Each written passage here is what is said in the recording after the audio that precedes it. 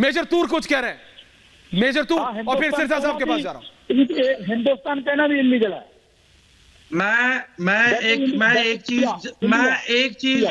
एक चीज बोलना चाहता हूं कि जसकरण जी, आप जैसे लोग देश में नफरत फैलाने का काम कर रहे हो। भाटिया जी आप लोग देश तोड़ने का काम कर रहे हो।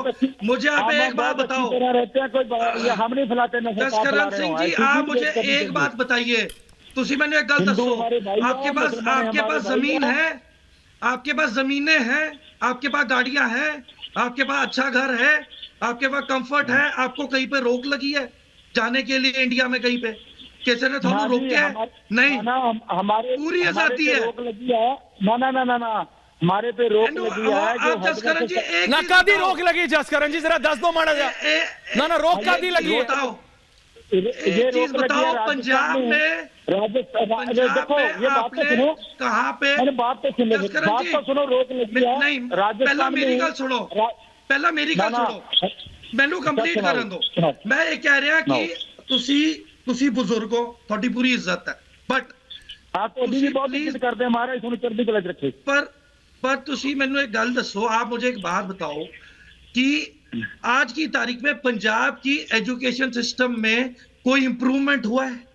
कोई इंडस्ट्रियल एरिया सेटअप हुआ है?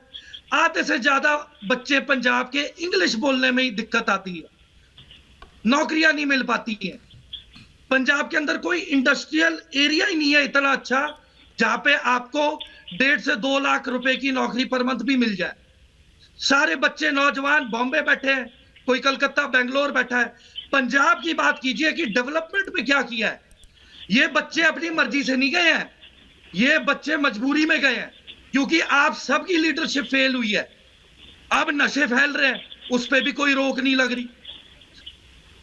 तो आप मुझे आप लॉजिक बताइए सिरसा साहब कि ओके, आप प्रॉब्लम को कहां से सॉल्व कर रहे हो? ओके, पॉइंट टेकन मेजर तूर। सिरसा साहब कुछ कह रहे हैं, मैं आ रहा हूं, फिर जसकरण जी आ रहा हूं, भाटिया जी आ रहा हूं। हाँ सिरसा साहब। नहीं, देखो जो ये बात कह रहे बिल्कुल सही है। असल में पंजाब की बहुत तबाही हुई है, और तबाही इसलिए हुई है कि कुछ लोग जो हैं अपने निजी कारणों से ऐसे नारे और जकारे लगाते हैं, उनको उसका लाभ मिलता है, आर्थिक तौर पर भी लाभ मिलता है, और कुछ लोग इमोशनल होकर भी इस रास्ते पे उनको लेके जाते हैं इमोशंस के माध्यम से। गुरु गोबिंद सिंह जी ने हमें जब सिख धर्म दिया, हम पूरे देश में फैले हुए हैं। हमने पहले पार्टीशन में 10 लाख सिखों का कत्लेआम हुआ, सिख बहन भाइयों के साथ जो कुछ हुआ हम सबको पता है। क्या करतारपुर साहब के बाद हमने कितना अरदासें करवा के खुलवाया? क्या अब हम पटना साहब छोड़ने को तैयार हैं? हजूर साहब छोड़ने को तैयार हैं? क्या हम गुरु साहिबों का बंगला साहब और सीसगंज साहब तो छोड़ने को तैयार हैं, गुरु तेग बहादुर जी का?